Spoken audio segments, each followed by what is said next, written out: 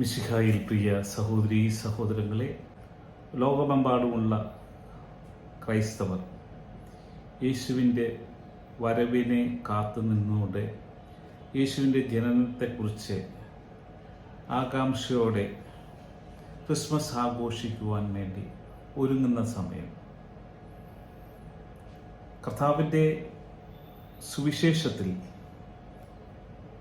ആട്ടിടയന്മാർക്ക് സന്ദേശം ലഭിക്കുന്നുണ്ട്, ജ്ഞാനികൾക്കും സന്ദേശം ലഭിക്കുന്നുണ്ട്. അതിൻ്റെ അർത്ഥം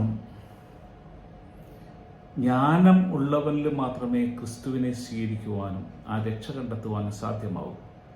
അതുപോലെ തന്നെ ഹൃദയത്തിലെ എളിമയുള്ളവർക്ക് മാത്രമേ ക്രിസ്തുവിനെ കണ്ടെത്തുവാൻ സാധ്യമാവൂ. കാരണം ദൈവരാജ്യത്തിൻ്റെ നീതി അതുതന്നെയാണ്. ഈ ലോകം ഓരോ വ്യക്തികളെയും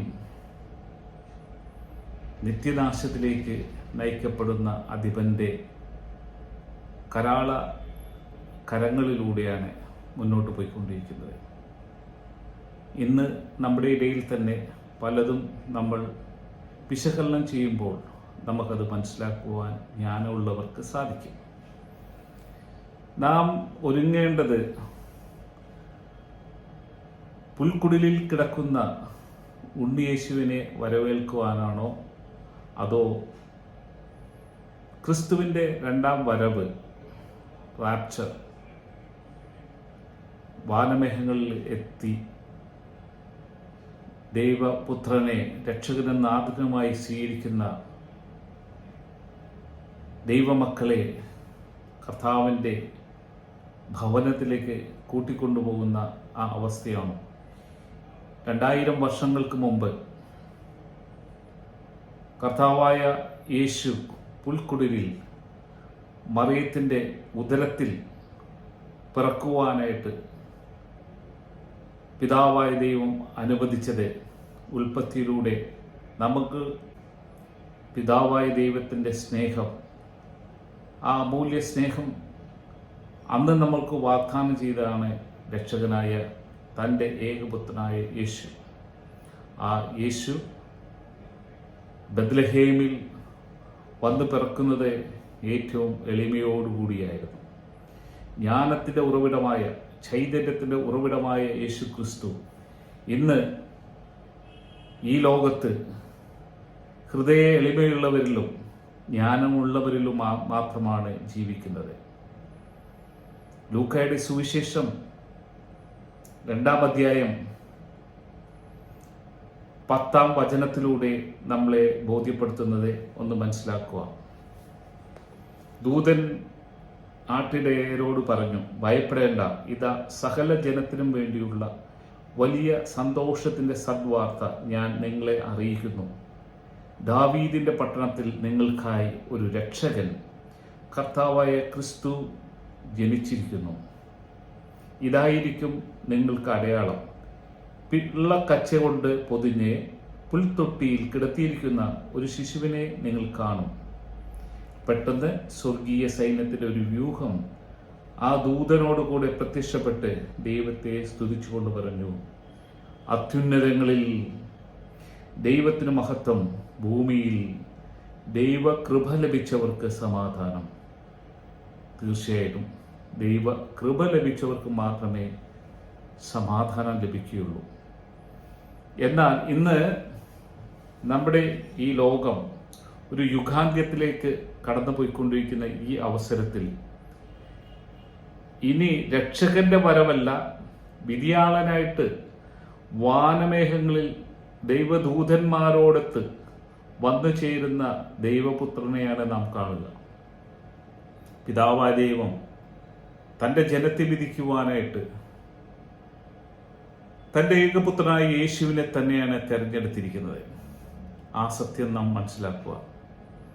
ഇവിടെ നാം ഈ അവസരത്തിൽ എന്തിനെയാണ് നാം പ്രാധാന്യം കൊടുക്കേണ്ടത്? ഈ ലോകത്ത് എതിർ ക്രിസ്തു ഉണ്ടാവുമെന്നും അത് ക്രിസ്തുവാണെന്നുള്ള ധാരണയിൽ ലോകം മുഴുവൻ എതിർ ക്രിസ്തുവിനെ ആരാധിക്കുവാനുള്ള അവസരമുണ്ടാവുമെന്നെല്ലാം നമുക്ക് വചനത്തിലൂടെ കർത്താവ് നമ്മളെ ബോധ്യപ്പെടുത്തിയിട്ടുണ്ട്. അതുപോലെ തന്നെ ആദവും ഹവ്വയും ഏദൻ തോട്ടത്തിൽ ജീവിച്ചു കൊണ്ടിരിക്കുമ്പോഴും പിതാവായ ദൈവം അവിടെയും മുന്നറിയിപ്പുകൾ നൽകിയിട്ടുണ്ടായിരുന്നു. എന്നാൽ പ്രലോഭകൻ വന്ന് ആദത്തെയും ഹവ്വയെയും കബളിപ്പിച്ചതുപോലെ തന്നെ ഇന്ന് പല എതിർക്രിസ്തുമാരും നമ്മൾക്ക് നിത്യരക്ഷ നൽകുവാനായിട്ട് ദൈവം ഒരുക്കിയ തിരുസഭയിൽ പോലും എതിർക്രിസ്തുമാർ വന്നു കഴിഞ്ഞിരിക്കുന്ന ഒരു കാലഘട്ടത്തിലൂടെയാണ് നാം സഞ്ചരിച്ചുകൊണ്ടിരിക്കുന്നത്. ക്രിസ്തുവിൻ്റെ പുൽത്തൊട്ടിലിലെ ആ പിറവിയെ നാം അനുസ്മരിക്കുന്നതോടൊപ്പം തന്നെ ഏറ്റവും വലിയ പ്രാധാന്യത്തോടുകൂടി നാം ചിന്തിക്കേണ്ടതും ജാഗ്രത പുലർത്തേണ്ടതുമാണ് ക്രിസ്തുവിൻ്റെ രണ്ടാം വരവ് എന്നുള്ള സത്യം. ക്രിസ്തുവിലായിരിക്കുന്നവർ തീർച്ചയായിട്ടും യേശുവിൻ്റെ രണ്ടാം വരവിൽ ദൂതരോടൊപ്പം എടുക്കപ്പെടുന്ന ഒരവസ്ഥയുണ്ട്. അതിനുശേഷവും ഈ ഭൂമി ഉണ്ടാവും. എന്നാൽ ആ ദുരിതത്തിൽ ക്രിസ്തുവിനെ അറിഞ്ഞിട്ടും അറിയാതെ ഈ ഭൂമിയിൽ ജീവിക്കുന്നവരുടെ ദുരിതം അതികഠിനമായിരിക്കും. ആർക്കും തന്നെ അതിൽ നിന്ന് രക്ഷപ്പെടുവാൻ അസാധ്യമാണ്. എന്നാൽ കർത്താവിൻ്റെ വചനത്തിലൂടെ നാം മനസ്സിലാക്കേണ്ടത് ക്രിസ്തുവിനെ അന്ന് പോലും അറിയുവാൻ സാധിക്കാത്ത വ്യക്തികളുമുണ്ട് ഈ ലോകത്ത്.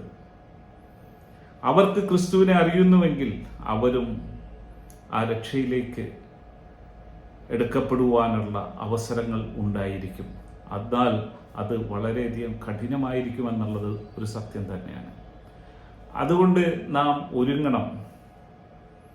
പുൽക്കൊടിലിലെ ക്രിസ്തു ജനിച്ച പോലെ പുൽക്കൊടിലിൽ നിന്ന് വളർന്നു വന്ന യേശുവിൻ്റെ ജ്ഞാനത്തിൽ മുന്നോട്ട് നയിച്ചതുപോലെ സുവിശേഷ ലോകമെങ്ങും ഉദ്ഘോഷിച്ചുകൊണ്ട് ക്രിസ്തുവിന് വേണ്ടി ജീവിച്ച് ക്രിസ്തുവിന് വേണ്ടി മരിച്ച് ക്രിസ്തുവിൻ്റെ മഹത്വത്തിലേക്ക് എത്തിച്ചേരുവാൻ നമുക്ക് വേണ്ടി ഒരുങ്ങിയിരിക്കുന്ന ദൈവപുത്രന്റെ രണ്ടാം വരവിനായിട്ട് നാം ഒരുങ്ങണമെന്ന് ഈ സമയം പരിശുദ്ധാത്മാവ് നമ്മളെ ബോധ്യപ്പെടുത്തുന്നു.